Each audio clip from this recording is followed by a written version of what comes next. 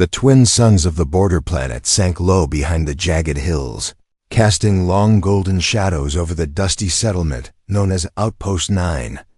This was a rough place far from the central colonies where settlers came to start over or escape something. The streets were quiet now except for the occasional whir of a hovering cargo drone or the lazy bark of a scrap hound sniffing around for leftover heat packs. Metal walls, scorched and patched from past sandstorms, lined the narrow alleys between. Buildings that leaned a little more every year. Among the working-class people of the colony was a human named Tom. He wasn't a soldier or explorer or someone with power or ambition. He was just a mechanic who fixed old machines no one else wanted to touch. His workshop was filled with half-dead engine parts, oily cables, and piles of scrap no one had bothered to sort. He lived alone in a small unit above the shop and rarely spoke unless someone asked him to fix something. His days were spent in silence with tools in his hand and grease on his face, and when the day ended, he liked to sit outside the back of his shop on a low bench where the wind didn't reach. That evening was no different. He had just finished repairing a busted mining drone and wiped his hands with a cloth that used to be white once upon a time. From the small shelf by his door, he grabbed his last ration bar, the one he had saved from earlier. It was a simple thing, pressed grain and protein wrapped in dull silver foil. To most people, it wasn't worth much. But to Tom, after a long shift, it was a small comfort. He sat on the bench and looked out at the alley across from him. It was quiet, but something felt off. His eyes scanned the shadows and then paused. There, half hidden behind a stacked pile of crates, was a small figure. It stood very still, barely moving, as if it was trying not to be noticed. The figure was thin, wrapped in ragged layers that looked more like curtains than clothes, and a hood was pulled low over its face. For a moment, he thought it might be a child from one of the newer families, but something about the way the figure moved too cautious, too controlled suggested otherwise. Tom took a bite of the ration bar and chewed slowly, never taking his eyes off the shadow. The figure didn't run. It didn't beg. It didn't speak. It just stood there, watching. After a moment, Tom reached down, unwrapped the rest of the snack, and placed it gently on the metal railing beside the bench. He stood up, stretched his back, and without saying a word, walked inside the workshop and let the door close behind him. Through the small window, he watched as the figure stepped forward slowly, as if expecting a trap. Tiny, trembling hands reached out and picked up the snack. The hood shifted, and for a brief second, he saw eyes large, glowing faintly in the dark. Not human, but not frightening either. The figure took the ration and ran back into the shadows, disappearing into the maze of alleys. Tom stared at the empty railing for a moment, then turned off the light and went to bed. He didn't think much of it. Just someone hungry. He'd done what felt right. That was all. The next morning came with noise and confusion. Security patrols rolled through the outpost in pairs, asking questions. Drones scanned faces. Colonists stood in small groups whispering rumors. Some said a diplomatic ship had crash-landed nearby. Others claimed an alien princess was missing. A few joked that the royal families were never seen, only talked about in stories and warnings. But the guards were serious. They searched homes, inspected comms logs, and asked people if they had seen anything strange. When they came to Tom's workshop, he shrugged and said he hadn't noticed anything. They looked around, scanned for any foreign signals, and then moved on. Tom watched them leave and returned to his work. Something felt strange in his gut, but he didn't speak of the figure from the night before. There were always refugees wandering the edges of new settlements, lost or running or forgotten. As evening fell again, he sat back on the bench, sipping a lukewarm drink from a cracked cup. The bench was empty now, the wind colder than yesterday. The shadows across the alley seemed deeper somehow. He kept glancing toward the crates, but nothing moved. Still, he couldn't shake the feeling that eyes were watching him. Later that night, when the stars had fully appeared above the dome of the settlement sky, someone broke into Tom's workshop. He'd been asleep in the upstairs room when a loud crash woke him. He moved carefully, picking up the nearest heavy wrench. Downstairs, the door was open, swinging on broken hinges. His tools had been tossed to the floor. The locker with his spare gear was open. Nothing was stolen, but everything had been searched. Whoever had come wasn't after credits or equipment. They had been looking for someone. Tom didn't report it. He fixed the door quietly and bolted it tight. Then he sat in silence for a long time, looking out the small window at the alley. The shadows were still empty, but now they felt full of secrets. Somewhere beyond the outpost, across the stars, warships and empires moved with cold intent. Royal families made decisions in glass towers and high thrones. Worlds changed hands through treaties and betrayal. But here, in this quiet place on the edge of known space, a human had given his last bit of food to a stranger in need, without knowing her name or asking for anything in return. That one simple act, unnoticed by most, had just triggered a series of events that would soon echo across galaxies. And Tom quiet, tired, ordinary Tom had no idea that he was now part of something far greater than anything he had ever imagined. Morning light slowly crept over Outpost 9 as the settlement stirred to life. The usual hum of power generators and dusty boots echoing across metal walkways filled the air. Vendors opened stalls with faded tarps, selling parts and food grown in dome farms.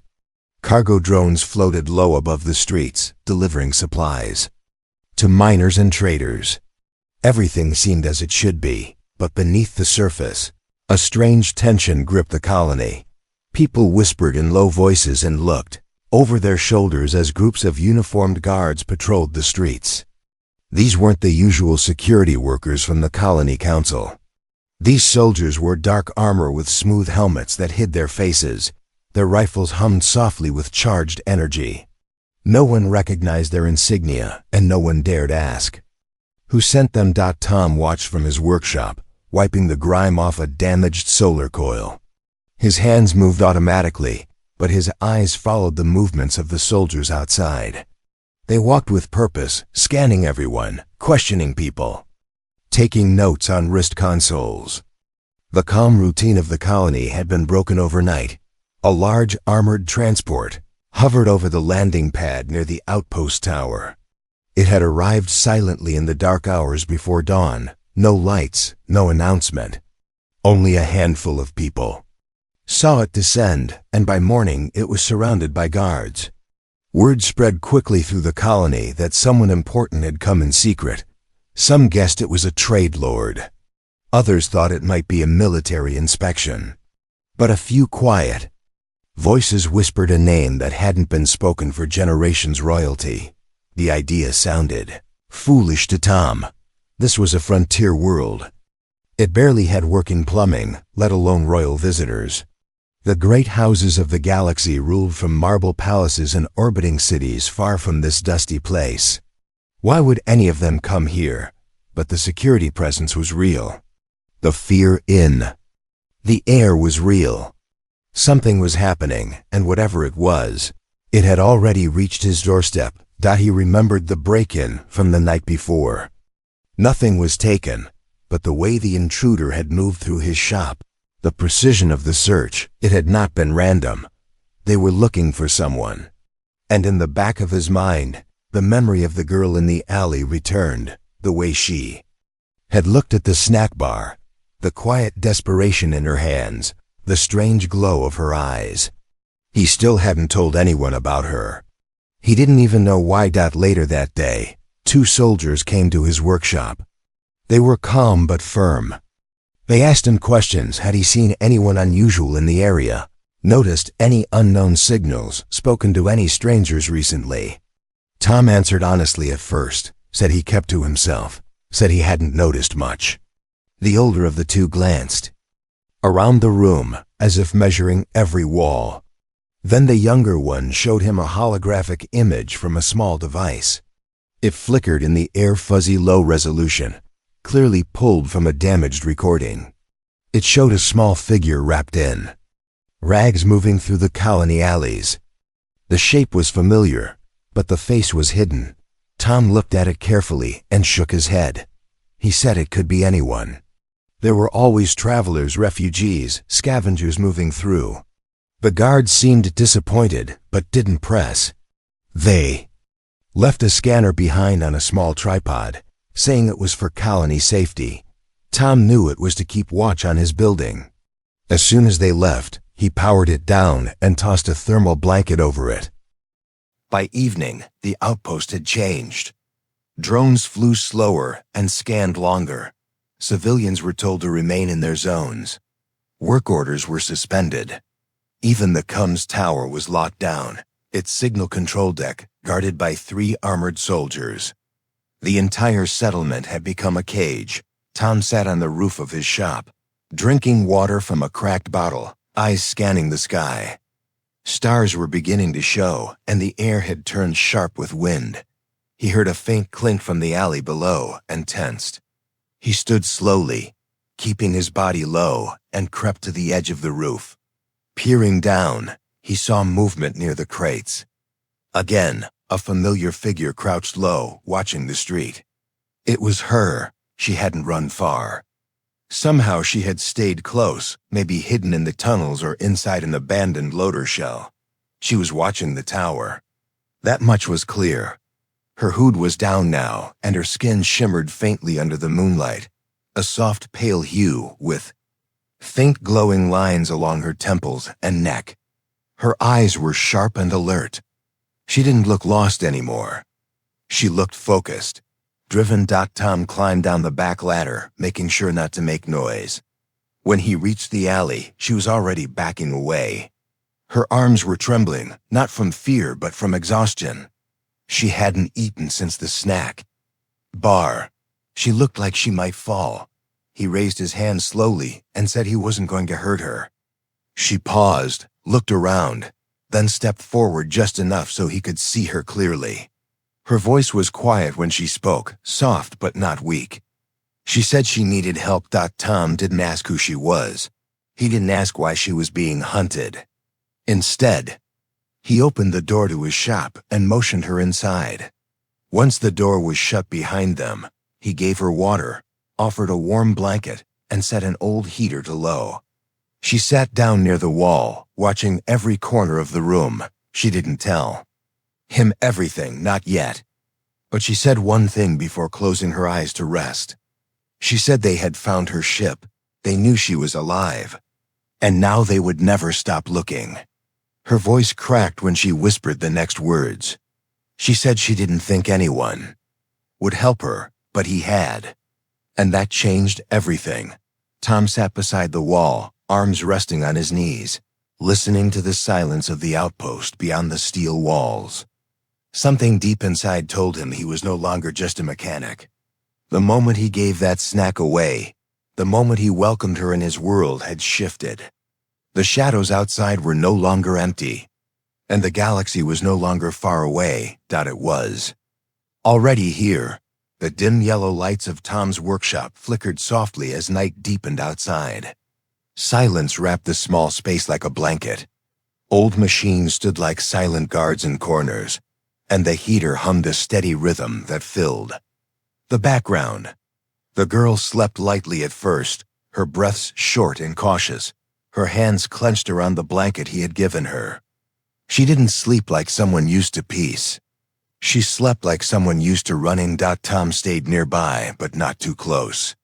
He sat on an overturned crate with a datapad in his lap, pretending to read while his eyes often drifted toward her. He had many questions, but he knew they would not be answered unless she was ready. Trust didn't come easily to people like her, not when survival meant hiding every part of yourself. Hours passed like drifting clouds, slow and quiet. At some point, her breathing changed. She stirred. She sat up slowly, as if expecting to wake in a different place. When she saw him still there, unmoved and watching with quiet eyes, something in her shoulders relaxed just a little. Tom offered her another water pack. She took it. Then finally she spoke. She told him her name was Lyra. Her voice was calm now, though it carried weight like someone who had spoken too little for too long. She didn't speak like a child, nor like a refugee. Her words were careful, deliberate, shaped by a kind of discipline not often seen on border worlds. And slowly, piece by piece, she told him the truth. She came from a world far beyond the colony paths, from a system hidden behind old war treaties and locked roots. Her people once ruled not with iron or flame, but through alliance and knowledge. Her family had kept the balance between rival sectors. For centuries, their throne had been a symbol of peace. But peace was not something all powers wanted to keep. A rival faction, hungry for control and backed by hidden military strength, had moved against them. There had been a coup. Her parents had been captured. The royal guard had fallen.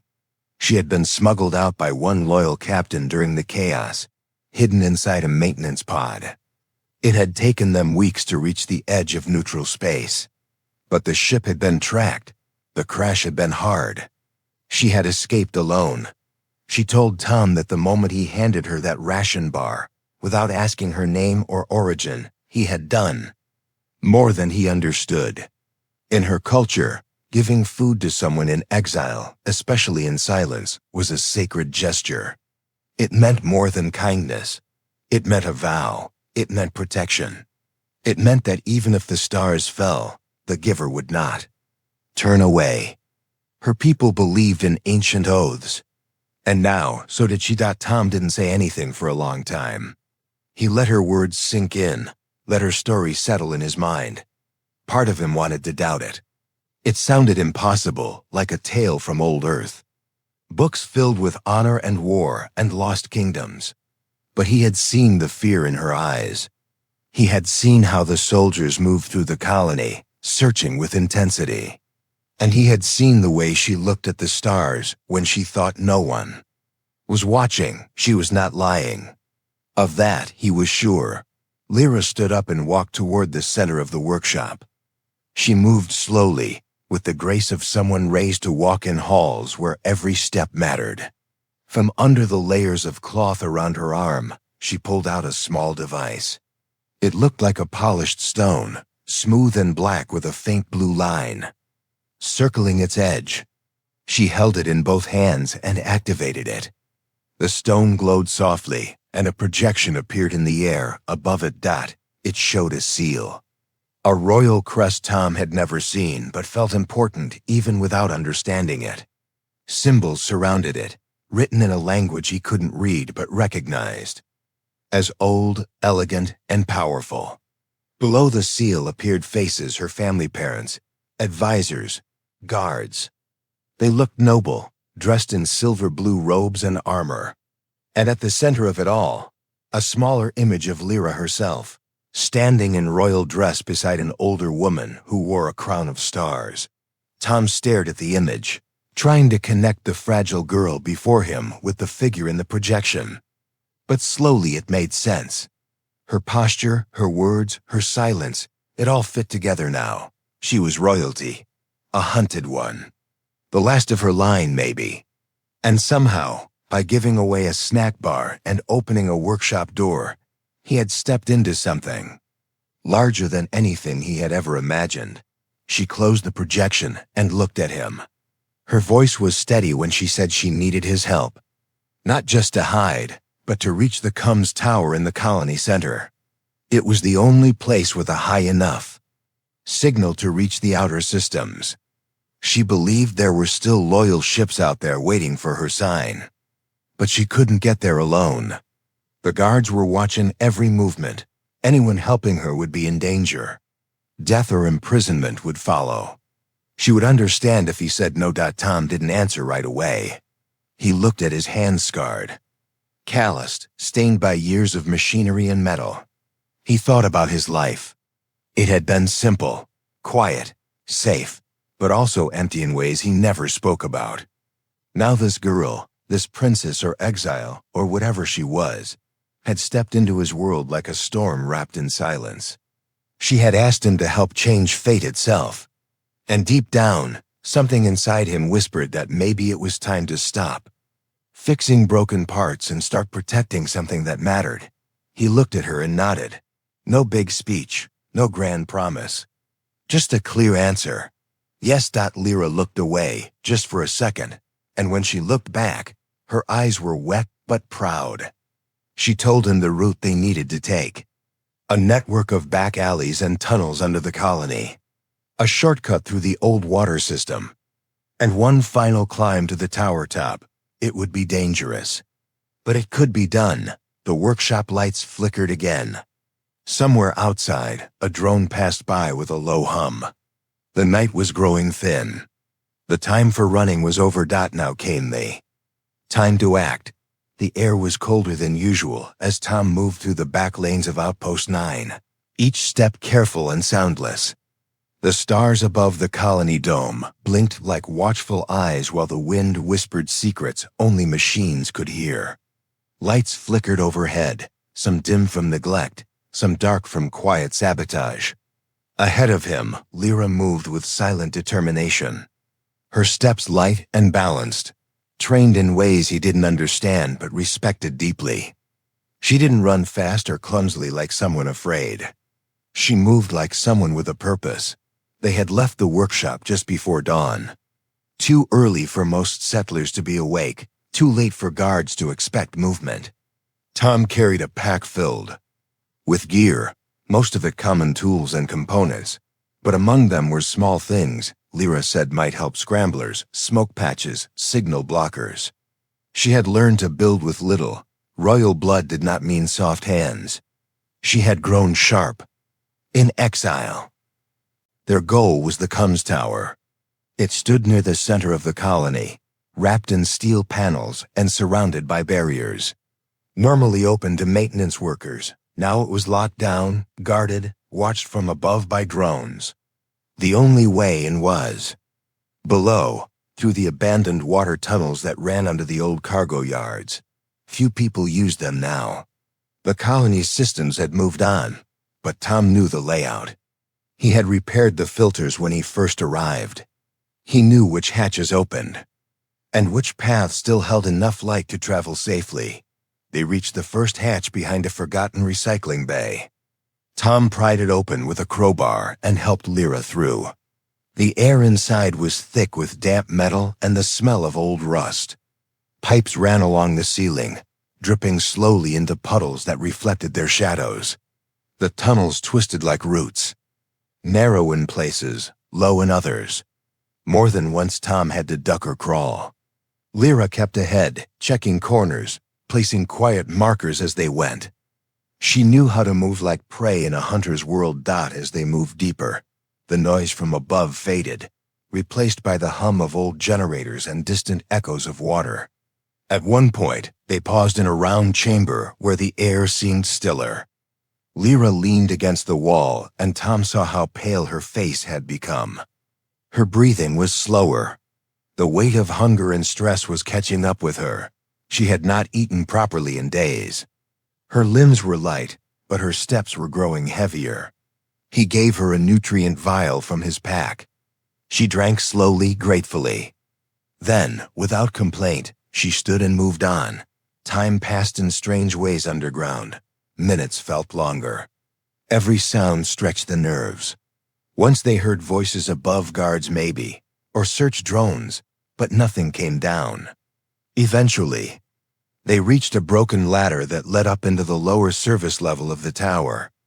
Lyra climbed first, her fingers strong despite her shaking arms. Tom followed closely, watching each rung. When they reached the top, the hatch was stuck. Tom worked silently, using a rusted lever and a soft burst of pressure to loosen the lock. It opened with a soft creak. The room above was dim and filled with forgotten parts. Dust floated in the air like mist. This was the tower base, a space used long ago for control units, now sealed from public access. Lyra moved to the console and pulled the signal beacon from her cloak. It was the same stone-shaped device she had shown him before. But now it was different. As she activated it, small threads of light moved from her hands into the device. A circle of symbols lit up. The console flickered to life. She began the sequence to broadcast her location. The signal had to be clean and strong. It needed to reach deep space, beyond the patrol range of the rival houses. She worked quickly, whispering codes and coordinates. The room filled with soft pulses of light as the message formed. Tom stood near the door, watching the hallway, gripping the handle of a heavy tool he used to crack frozen bolts. Suddenly, he heard the distant echo of footsteps. Not just one pair, several. Marching quickly, they had been found. He turned to Lyra and nodded once. She understood. The signal needed another minute. Tom moved out into the hallway, staying in the shadows. He reached a cross-section of corridors just as the first guards appeared at the far end. Their weapons were drawn. There, lights scanned the walls. They didn't see him yet. Tom stepped out and threw a flash device down the hall. The burst of light and noise gave him a moment to charge forward. He didn't shoot. He didn't carry a weapon. But the tool in his hand swung with force. He knocked one guard aside and used the momentum to grab another and slam him into the wall. The rest recovered quickly, firing toward him. Sparks burst from panels as energy shots hit metal. He fell back, leading them away from Lyra's position. He ducked into side paths, slammed doors behind him, dropped barriers. His legs burned. His chest ached. But he kept moving, kept drawing. Them toward him. If they caught him, fine. But they would not catch her. Back in the control room, Lyra sent the final part of the signal. The beacon glowed bright white, then faded. She knew it had reached the right systems. Loyal ships had been waiting for this sign. Somewhere in the silence of space, her message had been heard. Help would come. She turned and ran through the hallway. Toward the last exit Tom had shown her, using the emergency stairs that wrapped around the tower spine. But as she reached the lower level, she saw him. Tom slumped against the wall, blood on his shoulder, breath uneven. He had made sure they did not get past him. His wrench still lay nearby. 2 guards were unconscious. The others had fallen. Back, confused by the sudden signal interference the beacon had triggered, Lyra rushed to him, her voice sharp but still steady. He was hurt badly, but he was alive. She helped him stand. Together they moved toward the service shaft, each step slower than the last. Just before they reached the hatch, a soft rumble echoed across the colony. Lights flickered. A vibration moved through the floor. Then came the sound from above, the deep whir of engines. Not colony drones, not enemy ships, but something else. Help had arrived. The sky above Outpost 9 was no longer quiet. It had been filled with thunder, not from a storm, but from ships that were not designed for cargo or trade. These were not patrol ships or scavenger crafts. Their black hulls moved with purpose and command. Symbols burned bright on their wings, ancient and noble. They came from a part of the galaxy most colonists had only heard about in broken messages and faded star maps. Now they hovered just above the settlement with steady grace, as if claiming the ground. Below, not through fire, but through presence. The people of the colony looked up in silence. Guards who had searched every room, every corner, suddenly froze in confusion. Their own systems jammed. Their weapons lost power. Their comms were silent. No orders came. No escape signals could be sent. The strangers they had served had vanished from their channels like smoke. And then the doors of the lead ship opened. Figures stepped out in rows, wearing armor with silver trim and crests that matched the seal Lyra had shown Tom. They did not shout. They did not need to. They moved with unity and calm, as if they had done this many times. Their eyes scanned the colony. Their scanners confirmed the signal had come from this world. And then they moved quickly toward the tower. Tom did not remember. The full journey from the lower tower shaft to the medical deck of the flagship. Pain had taken over most of his body. His legs barely worked.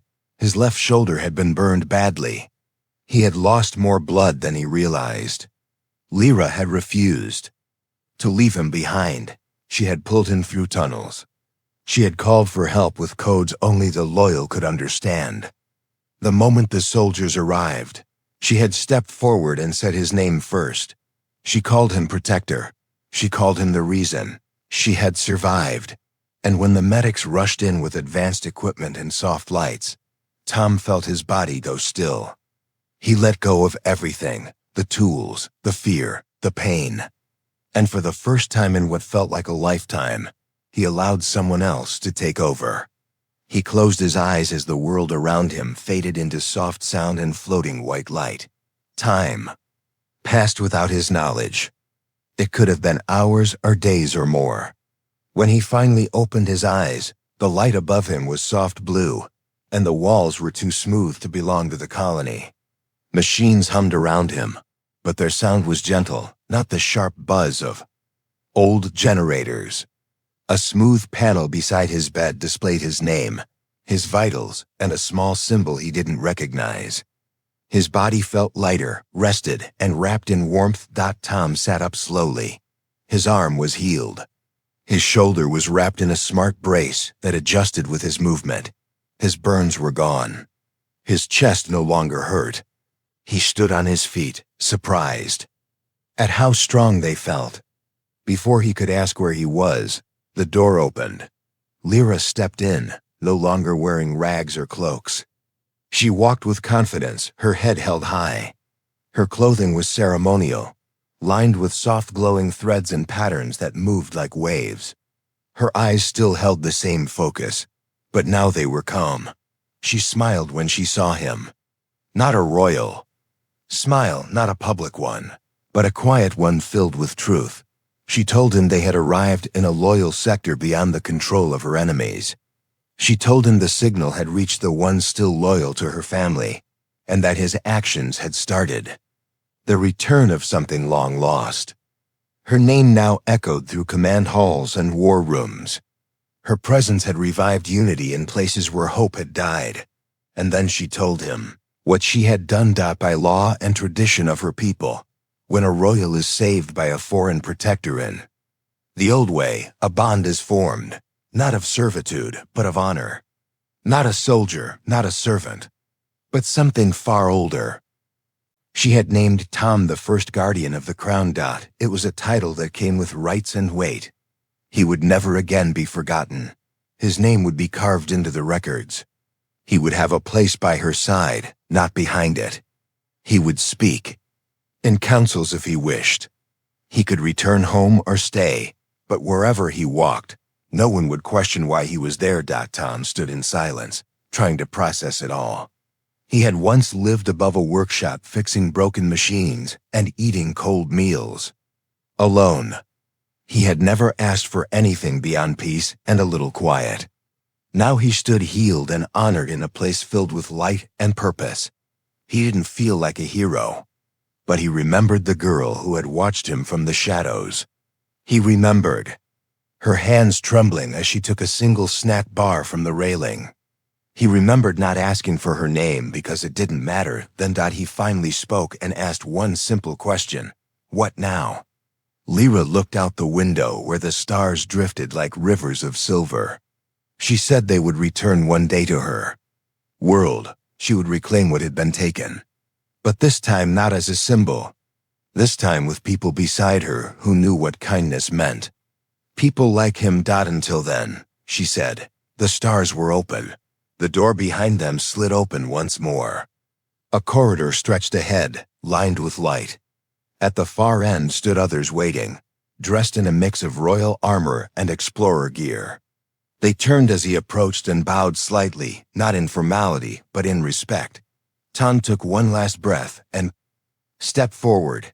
He was no longer just a mechanic from a forgotten outpost. He was no longer someone the world passed by without notice. He had become a part of something larger than any machine he had ever repaired. He had given away his last.